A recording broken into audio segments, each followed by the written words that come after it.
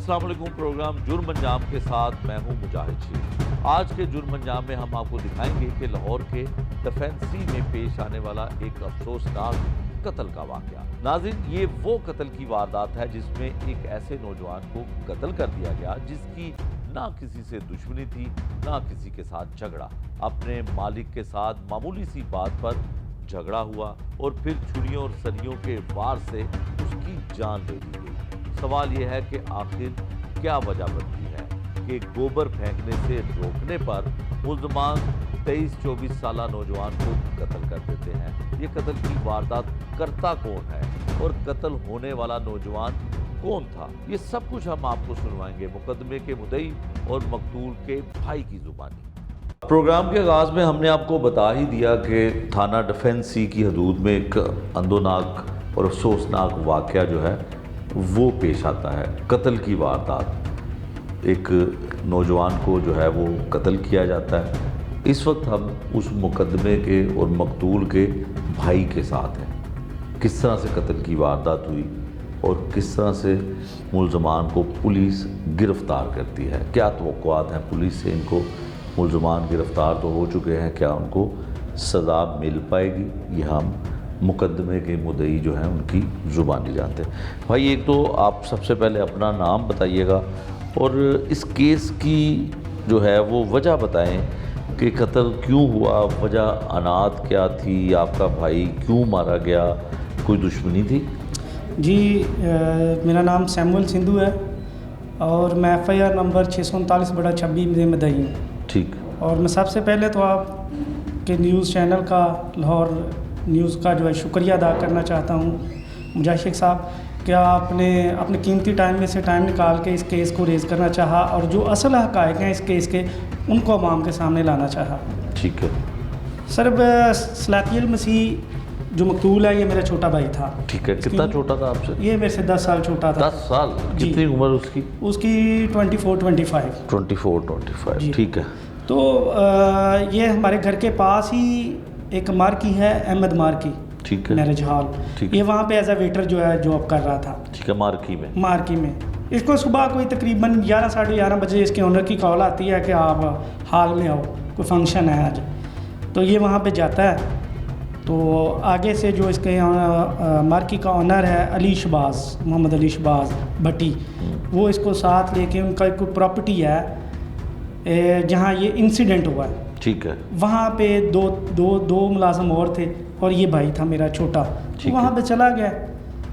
तो असल में ये वाक़या जो है ये सुबह 8-9 बजे पहले पेश आया है, जब इनकी प्रॉपर्टी है जो मुल्ज़मान है वहाँ इन्होंने एक हवेली ली हुई है किराए पे। अभी तक उसके वो कहते हैं कि हमने किराए पे ली हुई है, मगर वो अभी तक वो चीज़ पुलिस तफ्तीश में ना तो सामने आई है और ना ही हमने भी पता किया अपने ज़राए से, महल्लेदारों से, कोई ऐसी चीज़ सामने अभी तक नहीं आई। ठीक है।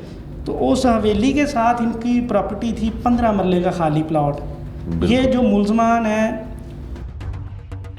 और मोहम्मद, ये दोनों सक्के भाई हैं। ठीक है। इन्होंने को 15-20 भैंसें वहाँ पे रखी हुई थी और ये जिस जगह पर रखी थी उसकी प्रॉपर्टी का जो ओनर है वो मोहम्मद जाट है। ठीक है। ठीक है। वो भी नामजद मुल्ज़म है इस हमारे पर्चे में, FIR में। तो जब ये सुबह उनको मना करके आता है अली शहबाज के, आप असल में ये पिछले 2-3 महीने से काम चल रहा था, ये हल्की फुल्की ये मना करते थे। फिर वो किस बात पे मना करते थे? गोबर फेंकने से। उनकी प्रॉपर्टी में गोबर फेंकते थे। अच्छा। और भैंसों को चारा डालते थे वहाँ पे। अच्छा। तो जब ये मना करते थे तो थोड़ी देर के लिए गोबर फेंकने से मना करने पर कत्ल कर दिया और ना हक कत्ल कर दिया उसको, जिसका कसूर ही कोई नहीं। सिर्फ इसलिए वो कत्ल हो गया कि उसने अपने जो मार्की का ओनर था उसकी ओनर की। ठीक है। जैसे अब मैं फॉर एग्जांपल आपको कहता हूँ कि आपके पास ड्राइवर होगा, तो अगर आपको कोई हादसा पेश आ जाता है, वो मौके पे मौजूद होगा, तो वो ज़ाहिर है किसी बंदे को रोकेगा तो सही ना। सही है। अगर वो मज़ाहमत ना करे तो वो जाके रोकेगा तो सही ना कि भाई बात आराम से करो। यही सेम इंसिडेंट मेरे भाई जो सलातियुल मसीह है ना, इसके साथ आया। ठीक है। ये वहाँ पे गोबर फेंकते थे। जब ये गोबर फेंकते सुबह 8-9 बजे, अली शहबाज पहले अकेला गया है, इनके क्वार्टर्स वगैरह हैं, रेंट पे देते हैं। तो ये गया, इन्होंने मना किया है और उसके बावजूद वो मना नहीं हुए। 12 बजे वो उधर रेंट लेने गया क्वार्टरों का, जो बात हम तक पहुंची है, जो हमने सुनी है अभी तक, जो हमने पता किया, तो वहाँ पे ये इसके साथ पैक गया है तो वापस आ गया। फिर इसने फ़ोन किया भाई को साथ और 2 बंदे और गए हैं, तो वो पहले से उनका ज़हन बना हुआ था क्योंकि ये उनको पहले मना करके आए थे। के पास छुरी थी और जो हम इसके पास सरिया था। अच्छा। तो ये जाते ही जो है ये अलिशबाज के साथ गुत्थमगुत्थी हो गए। तो भाई पीछे था तो इसने उनको मना करने की कोशिश किया और उसने जो है ना बिलाल ने इसके जो है ना वो ये दिल वाली साइड पे छुरी मारी है और ये मौके पे गिर गया, जो लोगों ने मुझे बताया, जो पुलिस तफ्तीश में अब तक सामने आया है। ठीक।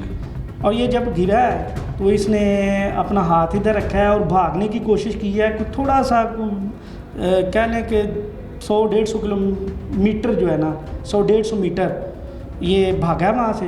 तो उस बंदे ने उसको सब्र नहीं आया, उसने फिर पीछे से इसके ऊपर वार किए हैं छुरी का। इसकी कुछ कमर पे लगे हैं, कोई बैक बोन पे लगे हैं और हिप पे लगा है, कोई 5-6 है। ठीक है। तो ये उसने जो मालिक था जिसके साथ आपका भाई गया था जी, उसको भी छुरी लगी? सर वो उसको कुछ नहीं हुआ।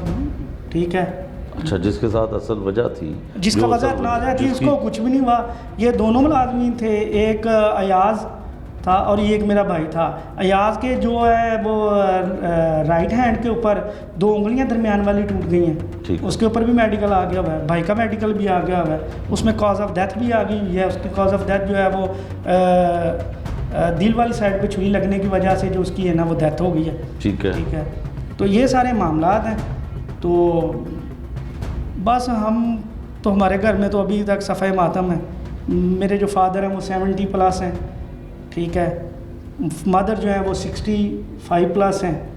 तो हम तो सर बस सर रोज़ रो लेते हैं, चुप कर जाते हैं, रो लेते हैं, चुप कर जाते हैं। ठीक है। तो जब आपको इतला मिलती है तो फिर उसके बाद क्या होता है? सर जुमे का दिन था। ठीक है। आपको पता है अदालतों में छुट्टियां चल रही हैं, मैं घर पर ही था। ठीक है। तो एक बच्चे ने आके बताया कि आपके भाई की लड़ाई हो गई है इस तरह। तो मैंने बाइक पकड़ी तो मैं फौरी वहाँ पे मौके पे पहुँचने की कोशिश की। तो मैंने देखा कि उसको अलिशबाज और उसके एक साथी और था, वो उसको होंडा 125 पे लेके जा रहे थे, हॉस्पिटल लेके जाने की कोशिश कर रहे थे। जब वो लेके जा रहे थे उससे पहले उसकी डेथ हो चुकी थी मौके पे। अब इसके साथ साथ हमारे साथ जुल्म ये हुआ क्योंकि ये वाक़या है 13/3/2026 का और टाइम था कोई 12:30 या 12 दोपहर का दरमियान में। भाई ने भी रोज़ा रखा हुआ था क्योंकि आपको पता है हमारे जो मुस्लिम भाई हैं उनका भी रमज़ान चल रहा था और हमारा भी चल रहा था, क्योंकि अल्लाह के फजल करम से ये बाबरकत महीने जो है ना इकट्ठे ही आ गए थे। बिल्कुल ऐसे। ठीक है। तो उसने रोज़े में था, वो रोज़े में भी था, रोज़े की हालत में था। तो जब उसके ओनर ने कॉल की तो वो उसको डिनाई नहीं कर सका, वो चला पड़ा उसके साथ। और सबसे बड़ा उसके साथ जुल्म ये हुआ कि जब उसको लेके जा रहे थे, उसकी जो राइट लेग थी ना वो बाइक के पिछले व्हील में आ गई, वहाँ पे फंस गए। वहाँ पे मैं मौके पे पहुँच जाता हूँ। जब मैं पहुँचा हूँ तो वहाँ पे 100 से ऊपर लोग मौजूद थे जो वावेला कर रहे थे, ओए मुंडे की लत कटो, ये हो गया वो हो गया। तो वो वीडियोस भी मौजूद हैं जो लोगों ने अपनी मदद आग के तहत, वहाँ नमक वाली फैक्ट्री है रुई नाला पे, बहू वाला गाँव है हमारा, वहाँ पे लोगों ने अपनी मदद आग के तहत जो है ना वो मकैनिक को लेके आए बाइक से। तो जब मैं वहाँ पे पहुँचा हूँ तो मकैनिक जो है ना उसका बाइक का पिछला शॉक खोल रहा था, तो उसके जो एड़ी है ना, लेफ़्ट लेग के पाँव की एड़ी वो कट गई थी। उसको जब निकाला है ना तो वो कटी हुई थी। ठीक है। तब तक 1122 पे भी कॉल आ गई, वो भी पहुंच गए मौके पे।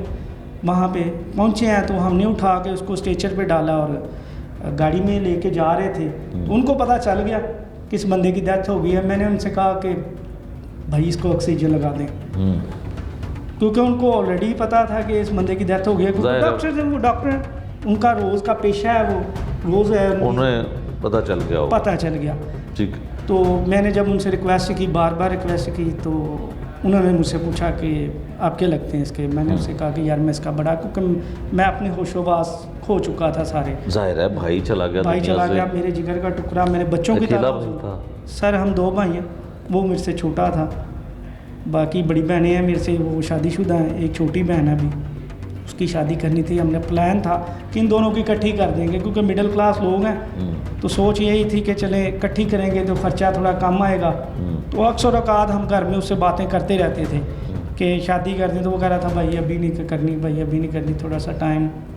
हमें क्या पता था कि हमारे पास ये क़यामत सुगरा जो है हम पर टूट पड़ेगी। अच्छा ये बताएं कि फिर हॉस्पिटल तो डेफिनेटली लेके गए, उसके बाद अनाउंस हो गया डॉक्टरों ने? जब मैं लेके जा रहा था तो डॉक्टर उसने ना मुझे हल्का सा क्यों दिया है कि इसकी डेथ हो गई है, तो आप हौसला रखें। मैं अपने होशोबास में नहीं था। मैंने कहा यार भाई तू जो भी है तो इसको ऑक्सीजन लगा, क्योंकि नॉर्मली देखा है कि जो बंदा क्रिटिकल होता है उसको लगा देते हैं ऑक्सीजन। तो उसने ना मेरा दिल रखने के लिए ना उसको ऑक्सीजन लगा दिया। तो मैं उसको पकड़ा हुआ है, अपनी गोदी में उसका सारा रखा हुआ है, और हम गाड़ी चलती जा रही है। अब आफ्टर 30 मिनट हम जो है 35 मिनट हम पहुँचे हैं जनरल हॉस्पिटल। जैसे ही हम वहाँ पर पहुँचे तो वहाँ पहुँचने से पहले उसने उसका ऑक्सीजन उतार दिया और उसने कहा सॉरी आपके भाई की डेथ हो गई है। तो मैं वहाँ पे अपनी समझ नहीं आई कि अब क्या करूँ। अच्छा इसके बाद आप ये बताएं, क्या पुलिस का फिर अमल शुरू हुआ? पुलिस ने कितना बेहतर वर्क किया कि मुल्ज़मान ही पकड़ लिए, सारे मुल्ज़मान पकड़े गए? सर यहाँ पे मैं एक चीज़ जो है वो पुलिस के बारे में ये कहना चाहूँगा कि हमारे मुआशरे में पुलिस को हमेशा जो है ना वो नेगेटिव मनफी पहलू से लोग देखते हैं कि पुलिस है ही बहुत बुरी। इसी तरह जब मैं वहाँ पे पहुँचता हूँ, मेरे भाई को डेथ डिक्लेयर कर दिया जाता है कि ये डेथ डिक्लेयर कर दिया जाता है। तो वहाँ पे जो थाना डिफेंस सी के इन्वेस्टिगेशन के इंचार्ज हैं मोहम्मद अब्दुर्रहमान भट्ट साहब, और इनके साथ मोहम्मद आसफ़ SI जो आईओ आपके केस के? जो अब आईओ हैं हमारे केस के, ये वहाँ पे हमारे पास मुर्दा खाने पहुँचते हैं और ये भाई की इंजरीज़ की पिक्चर्स वगैरह लेते हैं। और इन्होंने एक जुमला वहाँ पे बोला मुझे कि आप हमारे भाई भी हैं, आप हमारे बच्चों की जगह भी हैं, हमें पता है आप पे जुल्म हुआ है और ना हक जुल्म हो गया।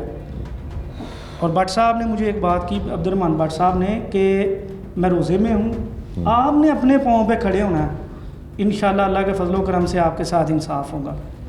मुलजिम पकड़ लिए और विद इन 10 डेज एक मौके पे पकड़ा गया और दूसरा 10 दिन के अंदर अंदर पुलिस ने उसको पकड़ा और उसने अपना इकबाल जुर्म किया। इकबाल जुर्म करने के बाद अभी जो स्टेटस है वो बंदे दोनों सके भाई हैं और वो हैं जुडिशल हो गए हैं और वो जेल चले गए हैं। और जो तीसरा मुल्ज़म है वो अभी ये बुरी ज़मानत पे है, जो हवेली का मालिक था, मेन जो जिसकी वजह लड़ाई, जिसका करैक्टर है इसमें मेन, क्योंकि 109 की FIR है उसके ऊपर। 109 मौके पे भी था वो, अब पुलिस में अभी तक वो पेश नहीं हो रहा। ठीक है, अभी तफ्तीश हो रही है, तफ्तीश अभी जारी है इसके ऊपर। मैं जनाब DIG इन्वेस्टिगेशन, हाँ sorry DIG investigation doctor Syed Zeeshan साहब, उन्होंने फ़र्स्ट प्रायोरिटी पे इसका एक्शन लिया और उन्होंने कहा कि इस केस को जो है ना आपने एक एग्जाम्पल बनाना है। उसमें 2-3 बातें थी, तहफ़्फ़ुज़ात थे हमारे। तो हमारे साथ हमारा एक माइंडसेट बना होता है कि हमारे साथ जो है ना ये अच्छा सलूक नहीं होता पुलिस का, ठीक है। तो हमारा ये माइंड बना होता है, मगर उसमें पुलिस ने साबित कर दिया कि ऐसा कुछ नहीं है, आप मेजॉरिटी हैं, आप मेजॉरिटी की जगह पे हैं। पाकिस्तान का आर्टिकल 25 जो है ये अगर कोई मुस्लिम है, हिंदू है, सिख है, क्रिश्चियन है, उनको बराबर के हकूक़ देता है। तो ये पुलिस ने साबित किया और मैंने ये बात बड़े वसूख से कहना चाहता हूँ कि ये जो केस है ये इतनी जल्दी इसको मंतकी अंजाम तक पुलिस ले गई है, लोगों को यकीन ही नहीं आ रहा कि ये। और ये मैं आपके चैनल के वसासत से ये बताना चाह रहा हूँ कि दोनों मुल्ज़मान जो हैं वो गिरफ़्तार हो गए हैं, इकबाल जुर्म कर लिया, अलग कत्ल बरामद हो गए हैं उनसे, और वो जुडिशल है। बिल्कुल ठीक है। अच्छा आपने बिल्कुल बड़ी ज़बरदस्त बात की है कि तासुर पुलिस का यही है कि इंसाफ तख़ीर का शिकार होता है, ख़ासकर इन्वेस्टिगेशन में, लेकिन आपको इंसाफ मिल गया, मुलज़मान भी पकड़े गए, और आगे चल के कितनी तवक्को रखते हैं कि बड़ा मजबूत केस बनेगा? जी, इसमें आपने बड़ा अच्छा क्वेश्चन रेज़ किया जाहिद भाई। असल में 2 डिपार्टमेंट है जिन्होंने हमें इंसाफ देना है, एक पंजाब पुलिस और दूसरी पंजाब जुडिशरी। ठीक है। अब पंजाब पुलिस ने अपना काम कर दिया, उन्होंने FIR लॉन्च की टाइम पर, मुलजमान आउट ऑफ वे जाके पकड़े टाइम पर और अब केस जाएगा जब जुडिशरी के पास, तो मेरी honourable chief justice Lahore high court से उस वक्त जो भी मौजूदा होगा, मेरी उनसे मोज़माना गुजारिश है कि आप जब मेरा केस लगे खुद इसको देखें, क्योंकि इस्लाम में भी एक हदीस है कि एक इंसान, बेगुनाह इंसान का कत्ल पूरी इंसानियत का कत्ल है। तो हम तो CM साहिबा से भी कहेंगे कि हम आपके मुल्क के वासी हैं, हमारे जो नेशनैलिटी है वो पाकिस्तानी है, मेरे ID कार्ड पे पाकिस्तानी लिखा हुआ है, हम तो हैं ही पाकिस्तानी। हमारे बाओजदाद ने वोट दे के पंजाब जो है ना वो एक सूबा बनवाया। तो आप मेहरबानी करें, आप मेरी 110% जो है तो अक्वा जुडिशरी से हैं। जैसे पुलिस ने एक आला मिसाल जो है वो कायम कर दिया, इंशाल्लाह जुडिशरी भी ऐसे ही बहुत अच्छा काम करेगी और हमें इंसाफ फराहम करेगी। बिल्कुल ठीक है। आखिर में भाई ये बता दीजिएगा कि हर झगड़े के बाद जब वो संजीदा या संगीन हो जाता है तो कोई जान चली जाती है, फिर जब जान चली जाती है तो फिर प्रेशराइज़ किया जाता है दोस्तों की जानिब से, अहले इलाका की जानिब से, रिश्तेदारों की जानिब से कि सुलह कर लें। सर इसमें स्ट्रेस तो है, हमें स्ट्रेस भी है और प्रेशर भी है, क्योंकि ज़ाहिर है जिन्होंने मारा है उनके बारे में मैंने सुना भी है और जाके ख़ुद लोगों से पता भी किया है कि उनका कोई करैक्टर अच्छा नहीं है। अच्छा। महल्ले वाले उनसे ऑलरेडी परेशान थे, मगर क्या था, लोग डरते थे, बेटियों वाले हैं, छोटे बच्चों वाले हैं कि हमारे गले ना पड़ जाए, और ये उधर से होता हुआ हमारे गले पड़ गया। अब प्रेशर तो है हमारे ऊपर, मगर पुलिस ने हमें यकीन दहानी करवाई हुई है हम कि हम आपके साथ हैं। जैसे ही आपको कोई मसला दरपेश होता है तो आप बताएं। हमने 1-2 दफ़ा बताया, पुलिस ने उस पर एक्शन लिया, और मैं इस चीज़ पे ईमान रखता हूँ एज ए क्रिश्चियन होते हुए कि नेक्स्ट टाइम भी अगर हमारे साथ कोई इस तरह का कोई बंदा प्रेशर डालने की कोशिश करेगी तो पुलिस उस पर एक्शन लेगी। बिल्कुल ठीक है। आपने भी सारी वो सच बताई, तफसील, हकीकत जो जी। इसमें देखें, मेरी FIR आप पढ़ेंगे जब, तो बहुत से कानूनदान और शरपसंद अनासर ने यह कहा है कि आपकी FIR ठीक नहीं है, आपको आपने लिखवाना था कि आप मौके पर थे।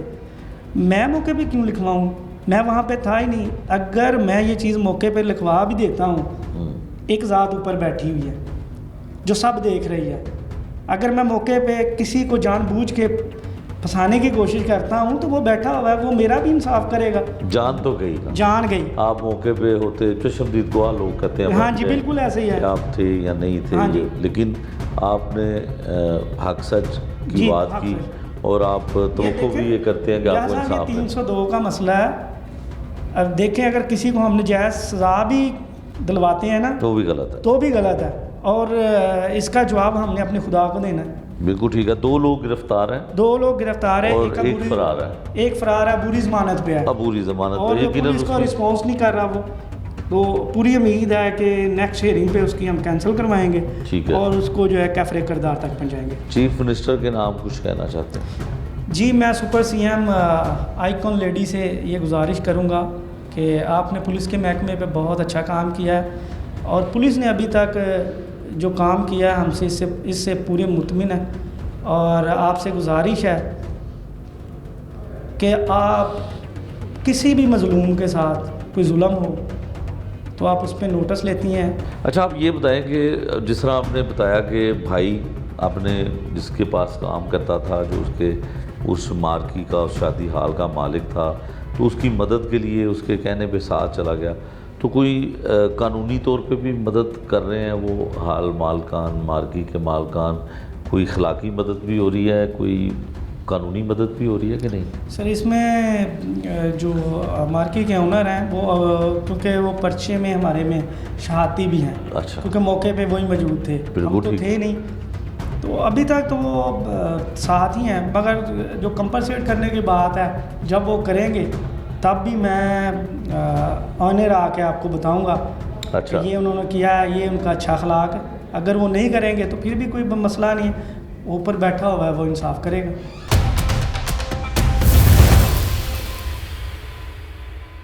नाज़रीन, मकतूल के भाई ने पूरी दास्तान सुनाई। कत्ल की वजह बज़ाहिर कुछ नहीं थी, लेकिन अना और जिद की एक मामूली बात को इतना बड़ा बना दिया गया कि लवाकिन अपने लख्ते जिगर से महरूम हो गए।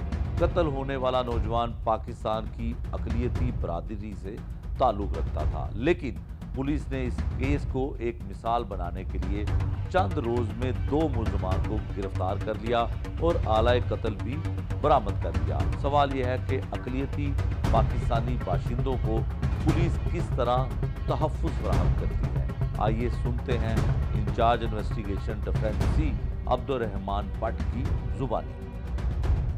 इसमें जो मुद्दई ने बताया है, बिल्कुल इन्वेस्टिगेशन भी यही कहती है कि लड़ाई झगड़ा एक कोई ज़मीनी डिस्प्यूट नहीं था, कोई किसी भी तरह का कोई कहते हैं गैरत का मामला या कुछ भी इस तरह का इशू है ही नहीं।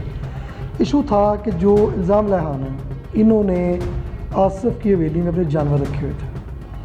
अब ये आप कह लें शरारतन कह लें या इनका मोटिव कुछ और, मज़ीद इन्वेस्टिगेशन में ये भी क्लियर हो जाएगा कि ये गोबर को प्लाट में डंप करते थे। हमारा जो मकतूल है सियालती गिल, वो मुलाजिम था बटी फैमिली का, जिनका प्लॉट था। 3 से 4 बार इससे पहले भी इनकी आपस में इस बात पे आप कहने तलक कलामी हुई, हार्श वर्ड्स का तबादला हुआ, जिसमें इनको समझाया क्या दोनों भाइयों को, वैस को, बिलाल को, कि यार आप ये जो गंद है, गोबर है या चारा वगैरह, वो आप अपनी हवेली में रखो या इसको प्रॉपर डंप करो। आप हमारी साइड के ऊपर या रोड पे फेंकते हो, ये इशू क्रिएट करता है। उस दिन भी लड़ाई की वजह यही बनी कि अवैध बिलाल जो था, इसने जानवरों को बाहर प्लॉट वाली साइड और मेन रोड, उन दोनों साइड्स के ऊपर इसने जानवरों को चारा डाला हुआ था, जिसपे पहले मुद्दई पार्टी की तरफ से 2 जाने आते हैं, वो समझाते हैं कि यार मेहरबानी है, आप इसको अपनी हवेली में शिफ्ट रखें करें, आप इसको हमारी साइड के ऊपर या मेन रोड वाली साइड पर ना रखें, ये इशू क्रिएट करेगा। जिस पे इनकी आपस में फिर हार्श वर्ड्स का तबादला होता है, वो चले जाते हैं। फिर ये 3-4 कस आते हैं मुद्दई पार्टी की तरफ से, बात करने ही आते हैं। बिल्कुल ये गैर मुसल्ला थे, इनके पास किसी तरह का कोई वेपन या हम कहें कि या ये छुरी से मुसल्ला थे, ऐसी कोई चीज़ नहीं थी। ये आते हैं दोबारा बात करने के लिए, लेकिन वो दोनों भाइयों ने पहले से प्लान किया हुआ था या वो इस चीज़ में लड़ बैठे हुए थे कि ये दोबारा आते हैं तो ज़रा इन्होंने इनकी जिन्होंने कहते पंजाबी तबीयत सेट करने हैं। एक तो के पास वो आला कत्ल छुरी था, जो वो चारा वगैरह काटने के लिए या वो उसका बंडल वगैरह कट करने के लिए यूज़ होता है, इसने अपने पास रखी हुई थी, ठीक है।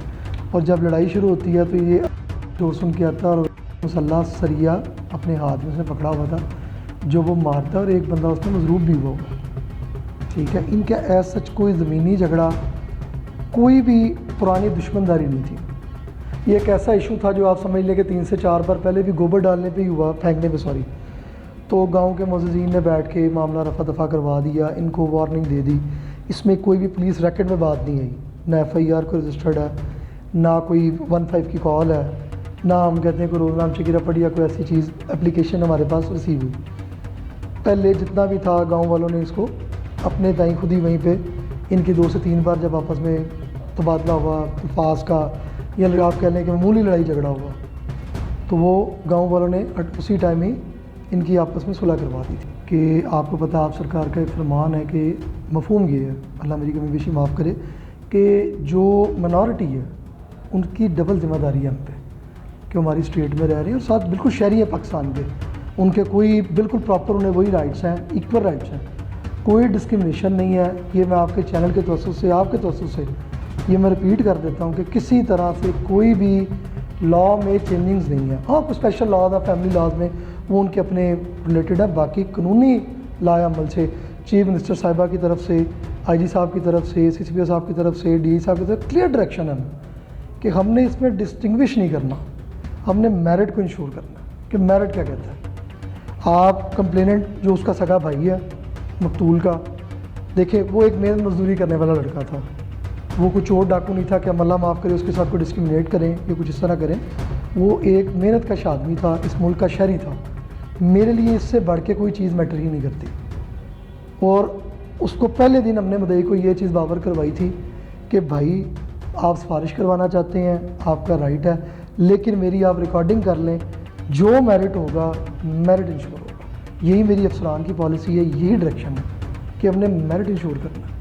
किसी भी तरह से एक नाहक कत्ल हुआ, मैं ये लफ्ज़ यूज़ करूँगा, नाहक कत्ल है, तो उसमें हम किस तरह जितनी फेवर हो सके और मैक्सिमम कि किसी एंगल से मुल्ज़मान को फ़ायदा ना मिले, इनको इंसाफ मिले। तो शेख साहब बिल्कुल ये बात आपकी मैं दोबारा रिपीट करता हूँ कि ये एक केस नहीं है।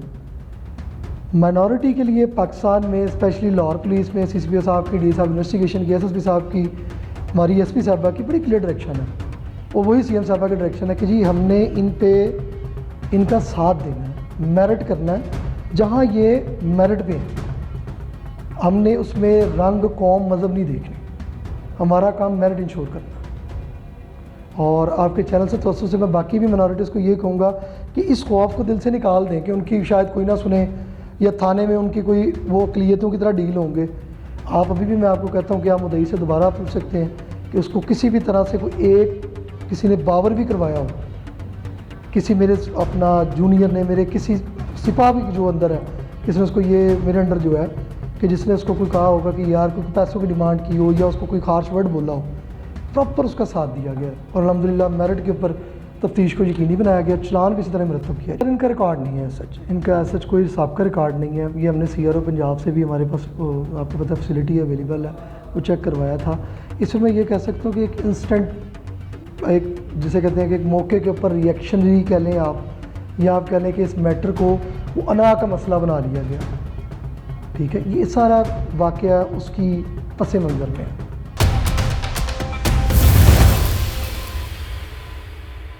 नाज़रीन, इस केस से जुड़े तमाम पहलुओं पर हमने कानूनी और इखलाकी ज़ाविये आपके सामने रखे। आपने मकतूल के भाई, मुद्दई, माहिर कानून की गुफ्तगू भी सुनी। अब वक्त है कि हम इस तफ्तीशी अफसर की तरफ बढ़े जिसने ना सिर्फ मुल्ज़मान को गिरफ्तार किया बल्कि आला कत्ल भी बरामद किया।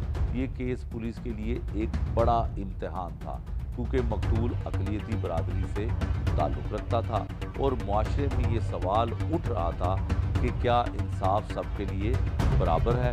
पुलिस ने चंद ही दिनों में मुल्ज़मान को गिरफ्तार करके ये पैगाम दिया कि कानून सबके लिए बराबर है। अब सवाल ये है कि जब मुल्ज़मान को गिरफ्तार किया गया तो उन्होंने इस कत्ल के बारे में क्या कहा? क्या ये वाकई अना और ज़िद का नतीजा था या इसके पीछे कोई और महरक़ात थे? पुलिस की इन्वेस्टिगेशन में कौन से नए हक़ाइक़ सामने आए? आइए सुनते हैं इन्वेस्टिगेशन ऑफिसर की जुबानी। आसिफ अली साहब हैं जी, IO हैं इस कत्ल केस के। इन्होंने इस केस को सॉल्व किया, मुल्ज़मान को गिरफ़्तार किया, मेहनत की और मुल्ज़मान गिरफ़्तार भी हुए और यकीनन चलान जो है एक मजबूत चलान अदालत में अब जमा करवाया जाएगा। आसिफ साहब, जब मुल्ज़मान सबसे पहले तो बताएं गिरफ़्तार कैसे हुए? ये कत्ल की वारदात करने के बाद मौके से फ़रार हो गए थे?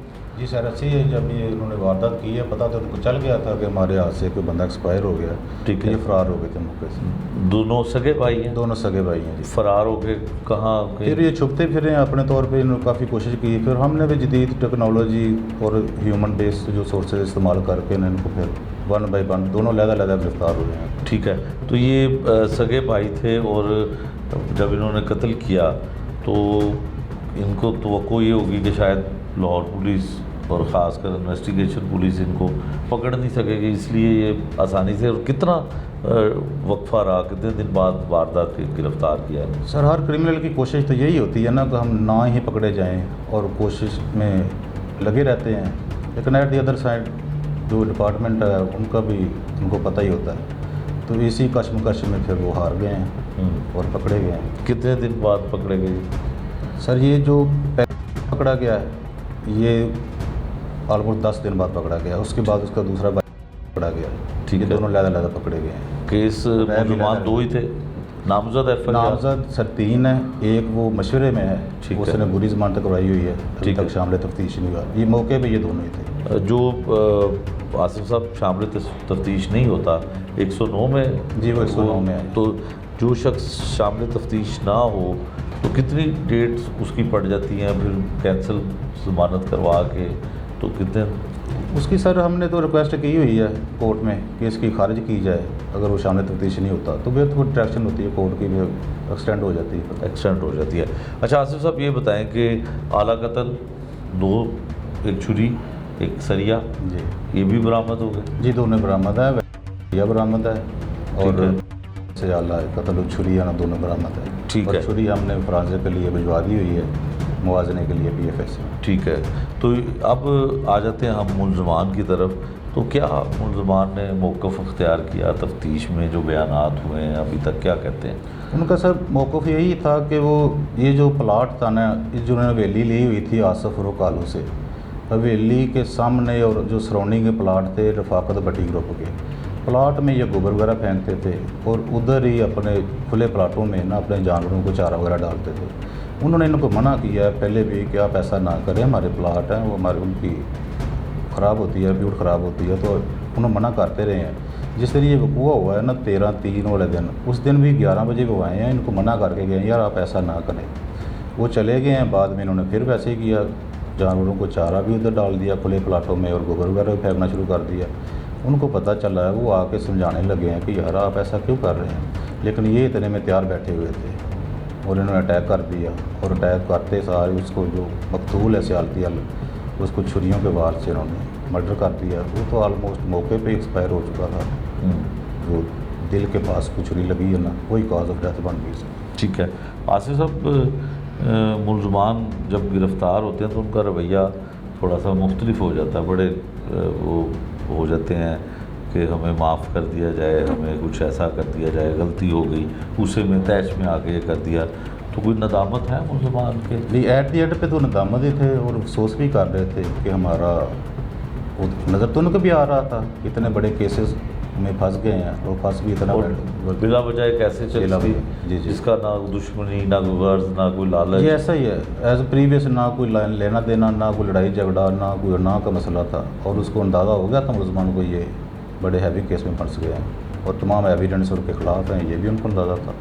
ठीक है। आसिफ साहब आखिरी एक सवाल है, वो ये है कि जिनके साथ झगड़ा था, जो शादी हाल के या मार्गी के मालिक थे, ये तो वहाँ पे मकतूल काम काज करने वाला मुलाजिम था, छोटे मोटे काम करने वाला, उसको क्यों कुछ नहीं कहा और इसी को क्यों जो है वो छुरियाँ भी मारी और सरिये भी मारे, इसकी वजह सामने आई तक? सर ऐसा प्रीवियसली झगड़ा तो था ही नहीं था, सिर्फ एक ही बात थी कि यार हमारे प्लाट को आप ऐसे ख़राब ना करें, जो गोबर फेंक के और अपने जानवर वगैरह इधर खोले छोड़ के। झगड़ा तो किसी का नहीं था, वो इसको सिर्फ मना करने के लिए आए हैं, तो उधर ही इनकी लड़ाई होगी। और ये तैयार बैठे थे, उनको पता था, तो वो कह के गए थे कि आज हम आपको यहाँ पर जानवर वगैरह आप ना यहाँ पे छोड़ें, तो इनको पता था कि शायद वो आएँ, तो वही बात हुई, वो आए हैं और ये तैयारी में बैठे, उन्होंने अटैक कर दिया उन पर। अदम बर्दाश्त, यही अदम बर्दाश्त, माशरे का जो अदम बर्दाश्त ही है ना, वो ही बस उनको इस लेवल तक ले गया है कि वो सारी उम्र का रोग बन गया मुलजमान के लिए भी,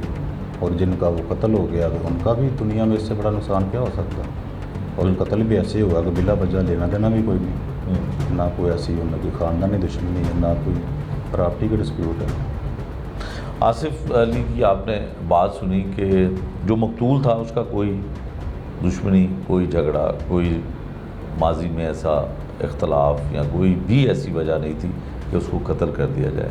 एक मामूली सी बात जो समझाने के लिए वो अपने जिसके पास काम करता था मालिक, उसके साथ वो गया और छुरियों के वार, सरिये के वार, और उसकी मौके पर ही जान चली जाती है। अदम बर्दाश्त है लोगों के अंदर और इतना बड़ा नुकसान कर दिया। एक दो भाई थे जिनमें से अब एक रह गया और उसके भाई की जान ले ली, जो ना कोई रिकॉर्ड में रिकॉर्ड याफ्ता है, ना वो क्रिमिनल था, ना कोई उसका किसी किस्म का कोई लेना देना, ना जायदाद का तनाज़ा, ना किसी और मामले में उसकी इन्वॉल्वमेंट थी, लेकिन उसकी जान चली गई। यकीनन अब पुलिस और कानून अपना रास्ता बनाएगा।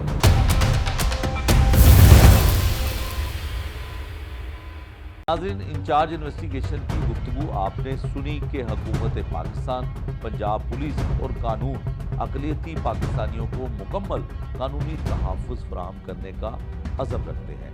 कानूनी माहिरीन इसको किस नज़र से देखते हैं, आइए सुनते हैं माहिर कानून की ज़ुबान। अली ज़ाहिद बुखारी साहब हैं जी हमारे साथ, माहिर कानून। इनकी हम राय लेते हैं इस केस के हवाले से कि पुलिस को तफ्तीश के किन मराहिल को तय करके और शवाहिद की रोशनी में मुलज़िम को सज़ा दिलवाना पड़ेगी अदालत के ज़रिए, और जो अक़लियती तौर पे कितने हकूक़ हैं, किस तरह का जो है कानून उनको तहफ़्फ़ुज़ भी फ़राहम करता है, ये भी हम इनकी ज़ुबानी जानेंगे। अली साहब बहुत शुक्रिया आपका। अली साहब, ये जो केस है, एक बच्चा जिसका कोई लेना देना नहीं, कोई लड़ाई झगड़ा नहीं, कोई अदावत नहीं और वजह अनाथ भी कोई नहीं, तो सबसे पहले इस पे कानूनी तौर पे ये बताइएगा कि पुलिस को किन एविडेंस का ख़याल करना पड़ेगा मुल्ज़मान को सज़ा दिलवाने के लिए, और वजह अनाथ जो है वो कितनी अहम है इसमें जो हमने आपके साथ शेयर की।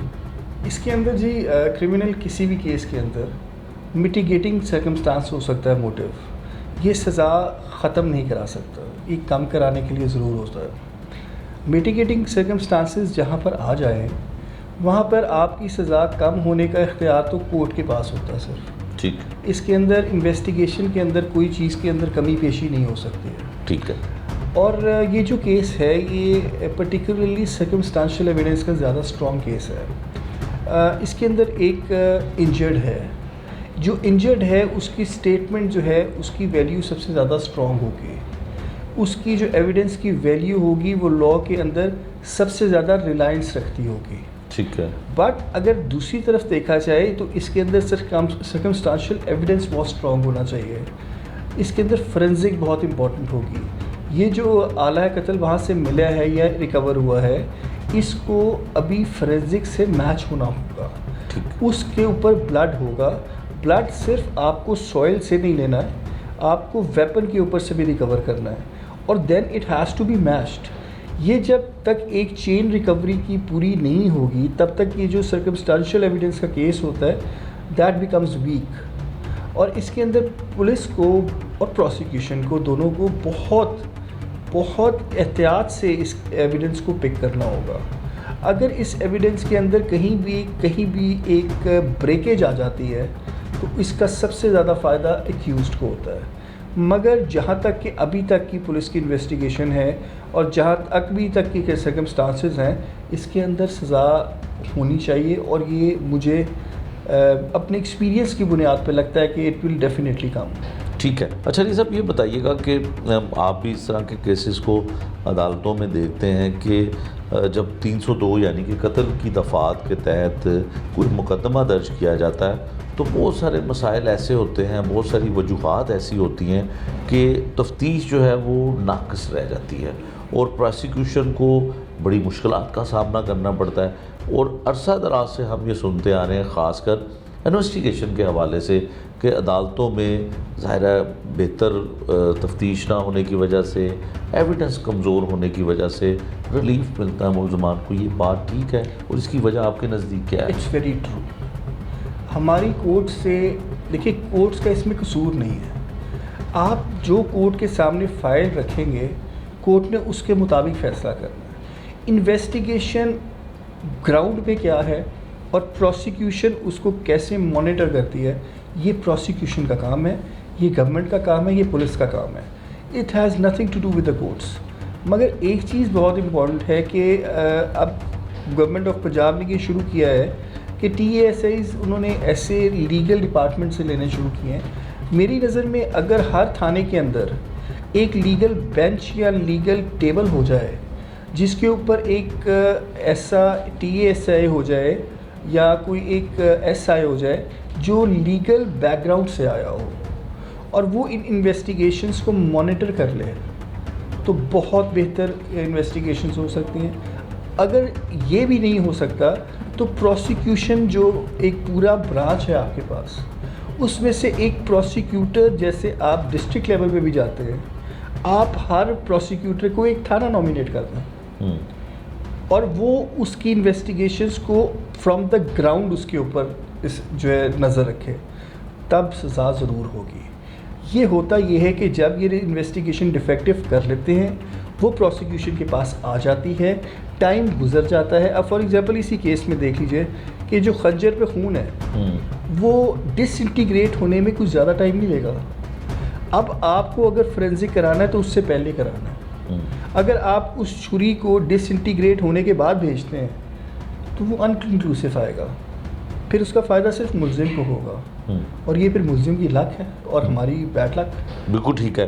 अली साहब ये बताइएगा कि हमारे जो ये मकतूल है इसमें अक़लियती बरादरी से इसका ताल्लुक़ है और बड़े मुल्ज़िम पकड़े गए, बहुत खुश है। मुकदमे का मुद्दई जो है लवाकिन बड़े खुश हैं कि पुलिस ने अच्छा काम किया और पुलिस इन्वेस्टिगेशन का मौक़िफ़ भी यही सामने आया कि हम कानून सब के लिए बराबर है। जो पाकिस्तानी सिटीज़न है, चाहे वो किसी भी ज़ात बरादरी से, किसी भी मज़हब से ताल्लुक़ रखता हो, तो उसको तहफ़्फ़ुज़ फराहम करना इदारों का काम है। इस पे थोड़ा बताइएगा कि क्या राइट्स हैं। ये तो राइट्स मतलब दे आर इक्वल सिटीजन्स। वो कॉन्स्टिट्यूशन जो हमें प्रोटेक्शन प्रोवाइड करता है वही उन्हीं को करता है। वो माइनॉरिटी ज़रूर हैं मगर उनके लीगल राइट्स माइनॉरिटी नहीं हैं।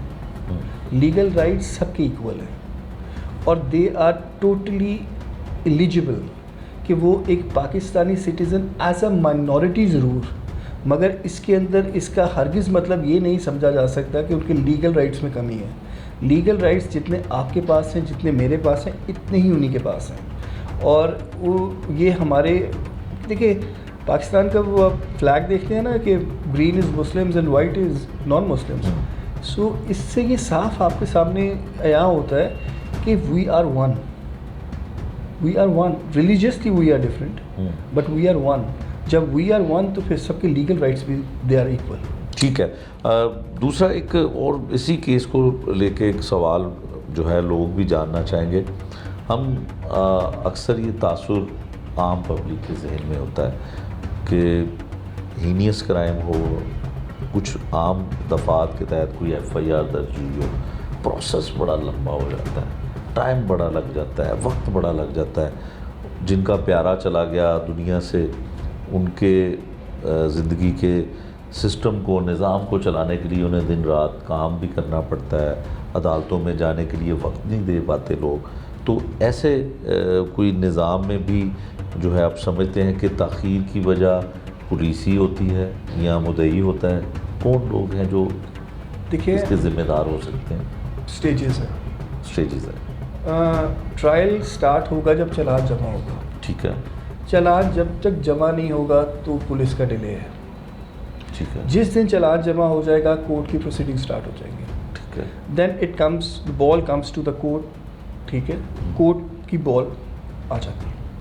अब मुझे ये समझ नहीं आती कि जब आप एक चालान जमा करा देते हैं, हमारे 60% केसेस में जो चालान है वो इनकम्प्लीट आता है, इनकम्प्लीट के बाद कंप्लीट आता है। मुझे ये देखने में मतलब मुझे अक्सर मैं अपने दोस्तों से, पुलिस वालों से जब बातचीत होती है तो उनसे मैं पूछता हूँ कि आप थोड़ा टाइम ले लें, अपनी इन्वेस्टिगेशन तो कंप्लीट कर लें, ट्रायल तो स्टार्ट तभी होगा ना। और जब वो कोर्ट में आ जाता है, जब चालान कंप्लीट हो जाता है, कोर्ट का ट्रायल स्टार्ट हो जाता है, देन कोर्ट जो है सिर्फ उसकी ज़िम्मेदारी है कि ट्रायल को कैसे कंप्लीट करें। लॉ में ये कंप्लीट क्लियर है और ये ऑनरेबल चीफ जस्टिस की डायरेक्शंस भी हैं कि आपने क्रिमिनल केस को 60 डेज़ में कंक्लूड करना है। You have to give the judgement, conclusion तब होगा। और हमारे यहाँ सालों चले जाते हैं। डायरेक्शंस कोर्ट को देनी पड़ती हैं, हाई कोर्ट्स को डायरेक्शंस देनी पड़ती हैं कि आप इस ट्रायल को 2 माह में कंप्लीट करें, 1 माह कंप्लीट करें। वो तब देनी पड़ती हैं जब बहुत ज़्यादा लिंगर ऑन हो जाए। और ये कहना कि ये किसी एक पार्टी का डिले होता है, नो, ये प्रोसिक्यूशन से भी होता है, ये डिफेंस से भी होता है, आई एम सॉरी टू से, ये कोर्ट से भी होता है। ठीक है, अली ज़ाहिद बुखारी साहब, आपसे आखिरी सवाल, उस पर अभी आपकी राय चाहूँगा मैं। बहुत सुना कि जिस तरह आपने कहा कि ऑनरेबल चीफ जस्टिस साहब ने जो है वो बड़ी दफ़ा इस पर बात भी की और फिर चालान बर वक्त जमा करवाने के लिए जो है बड़े अहकामात सख्त किस्म के भी आए। साबका आईजी पंजाब थे, उनके दौर में लाखों चालान जो हैं वो दिन रात करके जमा कराए गए। फिर जब ऑफिसर्स की तब्दीली हो जाती है तो फिर वहीं पे सारी चीज़ें रूटीन में आ जाती हैं। इसको लेके कोई एडवाइस करना चाहेंगे, क्योंकि ये आम आदमी का गिला है कि मेरा केस दर्ज हो गया, मुकदमा दर्ज हो गया, जो कुछ करना है अब पुलिस ने करना है, यानी कि इन्वेस्टिगेशन पुलिस ने करना है, लेकिन मुझे थानों के चक्कर काटने पड़ते हैं, अदालतों में जाना पड़ता है, डेट्स मिलती हैं, वक्त नहीं होता, वक्त ज़ाया होता है। तो क्या होना चाहिए जो मुस्तकिल तौर पे पुलिस ऑटो पे हो कि चालान टाइमली जमा होते हैं? पुलिस तब तक काम ठीक नहीं कर सकती जब तक चेक ना हो। मैंने जैसे पहले अर्ज़ किया कि इस सिस्टम में बहुत ख़राबी होगी, मगर आसानी से ये ठीक हो सकता है। और वो इसलिए हो सकता है क्योंकि जब प्रोसिक्यूशन डिपार्टमेंट इतना कॉम्प्रिहेंसिव किसी प्रोविंस में नहीं है। आपके प्रोसिक्यूटर्स जो हैं वो डिस्ट्रिक्ट तक मौजूद हैं, एंड डिस्ट्रिक्ट कोर्ट से लेके सुप्रीम कोर्ट तक प्रोसिक्यूशन मौजूद है। आप उनको थाने दे दें। जब भी कोई ऐसा मर्डर, हीनियस क्राइम होता है तो वो एक आई साइड एक चेक रख लें, और वो जब वो चेक उसके ऊपर रखा जाएगा, आप बिलीव करें इन्वेस्टिगेशन ठीक भी होंगी, इन्वेस्टिगेशन टाइम पे भी होंगी, क्योंकि एक SHO को या IO को ये बताना होगा कि आज तुमने क्या किया, इस केस में अब तक की तुम्हारी प्रोग्रेस क्या है। तब चालान भी कंप्लीट आएंगे, तब इन्वेस्टिगेशन भी कंप्लीट होगी। और देखिए, पुलिस वालों का भी इतना, मैं उनको भी थोड़ा रूम देना चाहता हूँ। बहुत सारी जगहों पे ऐसा होता है कि पुलिस वालों को भी अपने इख्तियारात से ज़्यादा नहीं वो जम कर सकते। उनको प्रॉब्लम्स आती हैं, डिफरेंट डिपार्टमेंट्स में आती हैं, फोरेंसिक में आती हैं। यानी आप एक सैंपल देते हैं और उसके 6 महीने बाद उसकी रिपोर्ट पता करें तो वो नहीं होती, वो कहते हैं इन प्रोसेस। ये पुलिस का भी कसूर नहीं है, मगर अगर ये पुलिस को इसके अंदर थोड़ा सा रूम चाहिए, देन प्रोसिक्यूशन शुड कम इन। तो वो प्रोसिक्यूटर पूछेगा फोरेंसिक से कि वेयर इज़ दैट सैंपल, और उस सैंपल की रिपोर्ट का अब तक बना क्या है। ये चीज़, ये बर्डन जो इन्वेस्टिगेशन का है, इसको सिर्फ पुलिस और प्रोसिक्यूशन आपस में बांट लेना, सब ठीक हो जाएगा।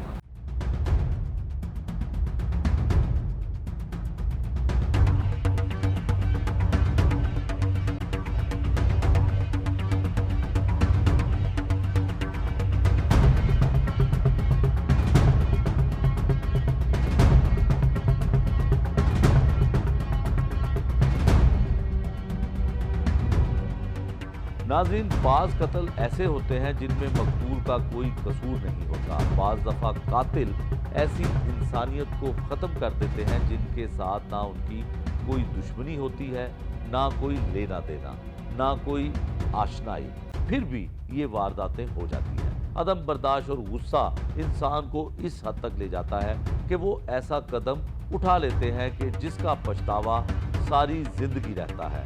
और ये पछतावा सिर्फ कातिल के लिए नहीं, बल्कि उसके घर वालों के लिए भी एक अज़ियत बन जाता है। ऐसे हालात और ऐसे वाक़यात हमें ये सबक देते हैं कि जज्बात में आकर, गुस्से में आकर नाहक खून बहाने का अंजाम सिर्फ तबाही है।